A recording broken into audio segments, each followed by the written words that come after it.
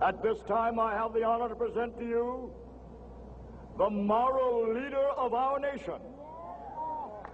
I have the pleasure to present to you Dr. Martin Luther King, Jr.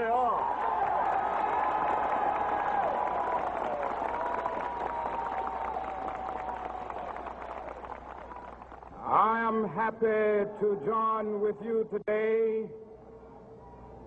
in what will go down in history as the greatest demonstration for freedom in the history of our nation.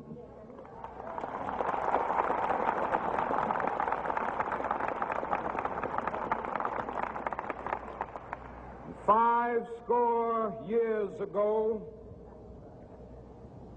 a great American in whose symbolic shadow we stand today signed the Emancipation Proclamation. This momentous decree came as a great beacon light of hope to millions of Negro slaves who had been seared in the flames of withering injustice. It came as a joyous daybreak to end the long night of their captivity. But 100 years later, the Negro still is not free. 100 years later, the life of the Negro is still sadly crippled by the manacles of segregation and the chains of discrimination. 100 years later, the Negro lives on a lonely island of poverty in the midst of a vast ocean of material prosperity. 100 years later, the Negro is still languished in the corners of American society and finds himself in exile in his own land. And so we've come here today to dramatize a shameful condition. In a sense, we've come to our nation's capital to cash a check. When the architects of our republic wrote the magnificent words of the Constitution and the Declaration of Independence, they were signing a promissory note to which every American was to fall heir. This note was a promise that all men, yes, black men as well as white men, would be guaranteed the unalienable rights of life, liberty, and the pursuit of happiness. It is obvious today that America has defaulted on this promissory note insofar as her citizens of color are concerned. Instead of honoring this sacred obligation, America has given the Negro people a bad check, a check which has come back marked insufficient funds.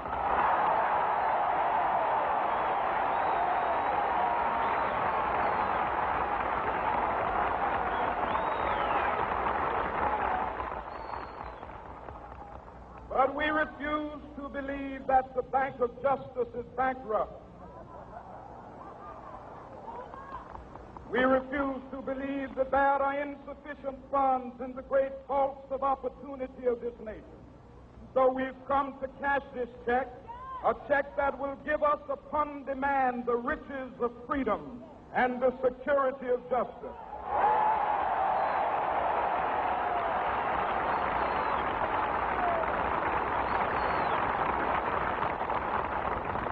We have also come to this hallowed spot to remind America of the fierce urgency of now. This is no time to engage in the luxury of cooling off or to take the tranquilizing drug of gradualism.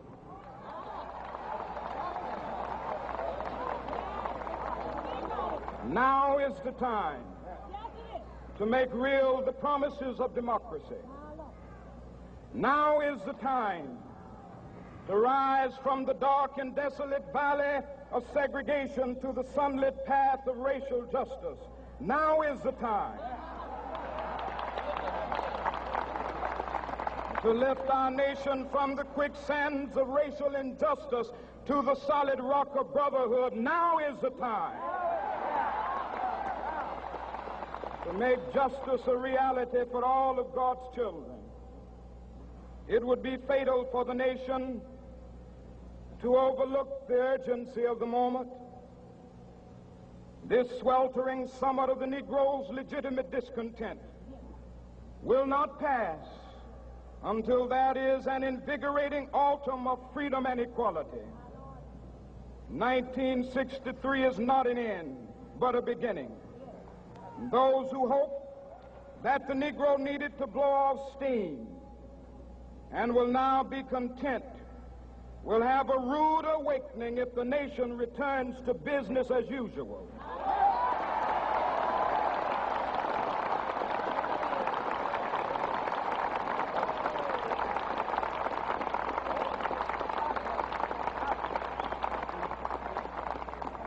There will be neither rest nor tranquility in America until the Negro is granted his citizenship rights.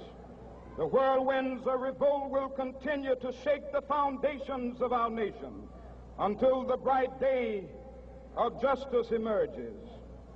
But that is something that I must say to my people who stand on the warm threshold which leads into the palace of justice.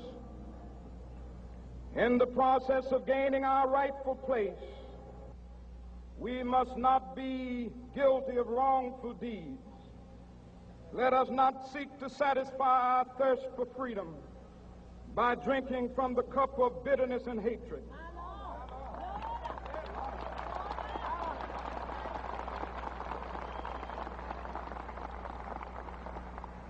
We must forever conduct our struggle on the high plane of dignity and discipline. We must not allow our creative protests to degenerate into physical violence. Again and again, we must rise to the majestic heights of meeting physical force with soul force. The marvelous new militancy which has engulfed the Negro community must not lead us to a distrust of all white people. For many of our white brothers, as evidenced by their presence here today, have come to realize that their destiny is tied up with our destiny.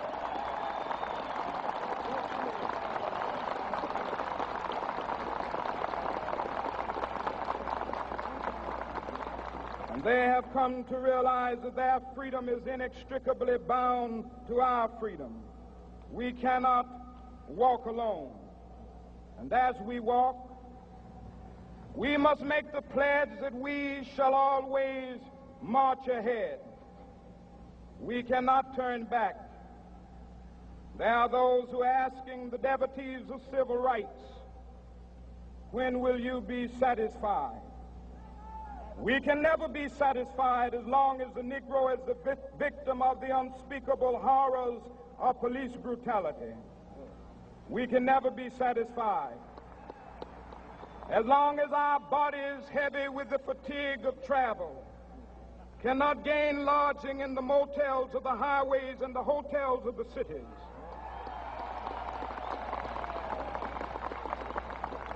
We cannot be satisfied as long as the Negro's basic mobility is from a smaller ghetto to a larger one.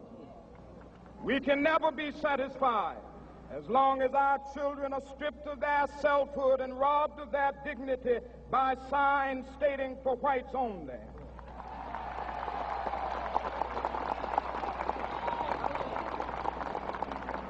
We cannot be satisfied as long as a Negro in Mississippi cannot vote and a Negro in New York believes he has nothing for which to vote.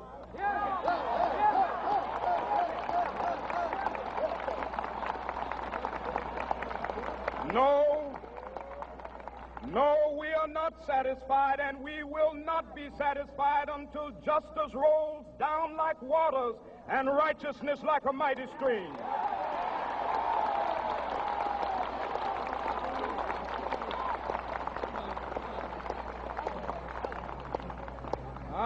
not unmindful that some of you have come here out of great trials and tribulations. Some of you have come fresh from narrow jail cells. Some of you have come from areas where your quest for freedom left you battered by the storms of persecution and staggered by the winds of police brutality. You have been the veterans of creative suffering.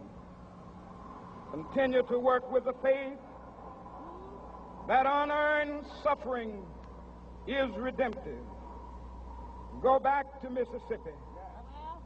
Go back to Alabama. Go back to South Carolina. Go back to Georgia. Go back to Louisiana. Go back to the slums and ghettos of our northern cities.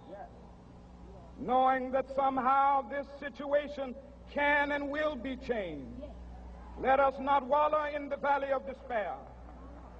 I say to you today, my friend,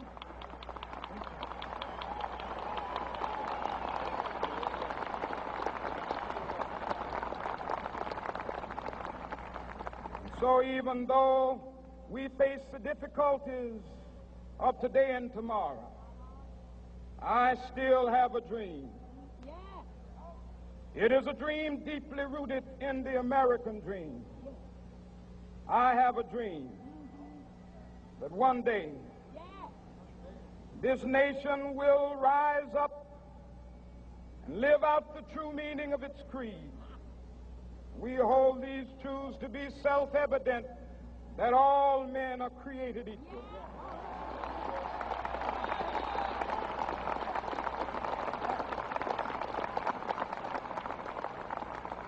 I have a dream that one day on the red hills of Georgia, the sons of former slaves and the sons of former slave owners will be able to sit down together at the table of brotherhood. I have a dream that one day,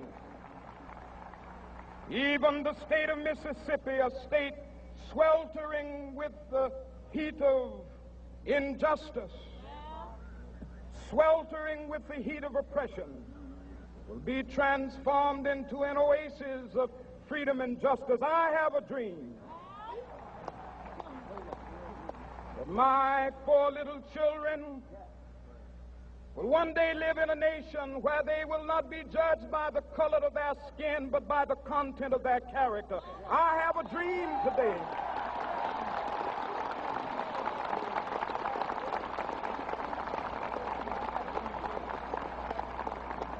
I have a dream that one day down in Alabama, with its vicious racists, with its governor having his lips dripping with the words of interposition and nullification, one day right there in Alabama, little black boys and black girls will be able to join hands with little white boys and white girls as sisters and brothers. I have a dream today